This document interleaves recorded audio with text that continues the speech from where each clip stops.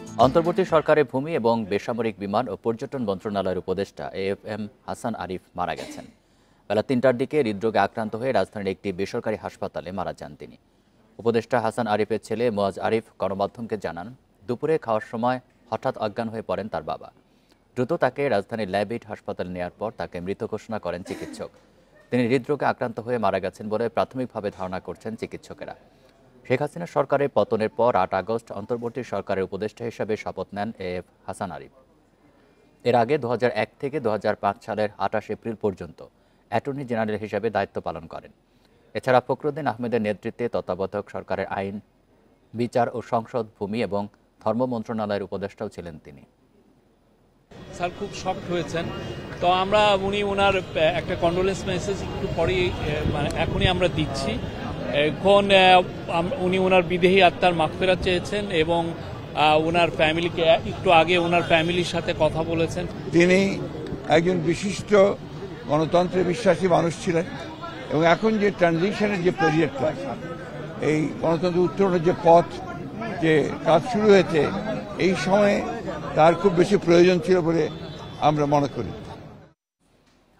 এ নিয়ে আরও জানাতে ধানমন্ডি থেকে যুক্ত হচ্ছেন সহকর্মী আনোয়ার সাদাত নূর। আনোয়ার সাদাত, উপদেষ্টা হাসান আরিফের মরদেহ দেখতে কারা কারা সেখানে গিয়েছিলেন, তারা কি বললেন, আর তার জানাজা এবং দাফনের ব্যাপারে কোনো সিদ্ধান্ত হয়েছে কিনা?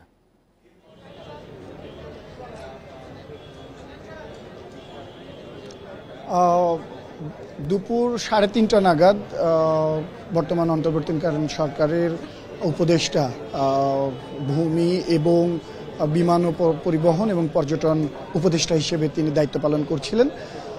তিনি হৃদরোগে আক্রান্ত হয়ে মারা গেছেন বলে আমরা চিকিৎসক মাধ্যমে জানতে পেরেছি। তিনি ল্যাবএইটে চিকিৎসাধীন অবস্থায় মারা যান। এরপরে এই খবর ছড়িয়ে পড়লে তার ভক্ত অনুরাগী শুভাকাঙ্ক্ষীদের অনেকেই ভিড় করেছেন। এর মধ্যে উপদেষ্টা পরিষদের অনেকে এসেছেন। আমরা দেখলাম ডক্টর আসিফ নজরুল এসেছেন এবং প্রধান উপদেষ্টা কিন্তু আজকে যে বিদেশে ট্যুর শেষ করে দেশে আসার পরে তিনিও এসেছিলেন হাসান আরিফকে শেষবারের মতো দেখতে, এবং তার সাথে তার উপদেষ্টা মণ্ডলীদের অনেকেই ছিলেন। এর মধ্যে পরিবেশ বিষয়ক উপদেষ্টা ছিলেন, ডক্টর আসিফ নজরুল ছিলেন, খলিলুর রহমান খান ছিলেন। তারা আসছেন এবং রাজনৈতিক ব্যক্তিত্ব বা যারা রাজনৈতিক বৃন্দ তারাও আসছেন। আমরা দেখলাম যে এর মধ্যে এসেছেন জামায়াতের আমির এবং বিএনপির মহাসচিব মির্জা ফখরুল ইসলাম আলমগীর।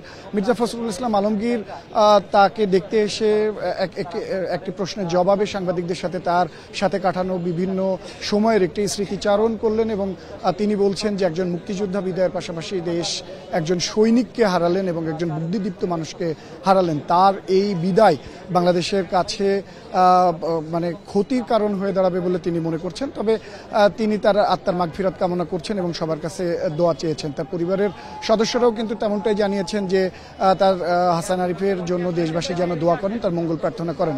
এদিকে আমরা পরিবার সূত্রে জেনেছি যে আজ বাদ এশা ধানমন্ডি ৭ মসজিদে তার প্রথম জানাজা অনুষ্ঠিত হবে। তার মরদেহ তার যে নিজ বাসভবন মানে বাড়ি, সেখানে তাকে আজকে রাখা হবে। তার আত্মীয় স্বজন প্রতিবেশী সবারকে শেষ বিদায় জানানোর বা সম্মান জানানোর যে একটি সময়, সেই সময়টি দেওয়ার জন্যই বাড়িতে রাখা হবে এবং কালকে আগামীকাল বেলা ১১টায় হাইকোর্ট প্রাঙ্গণে তার দ্বিতীয় জানাজা অনুষ্ঠিত হবে।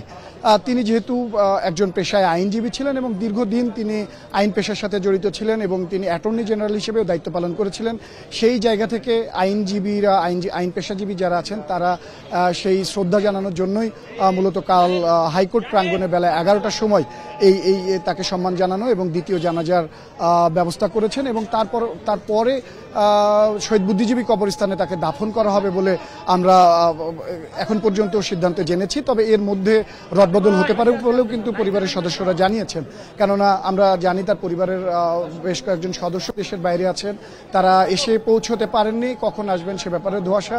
এর ফলে কিছুটা পরিবর্তন সিদ্ধান্তে আসতে পারে বলেও শেষ খবর পর্যন্ত আমরা জেনেছি, বাকিটা জানানো হবে। ধানমন্ডি থেকে জানাচ্ছেন সহকর্মী আনোয়ার সাদাত নূর।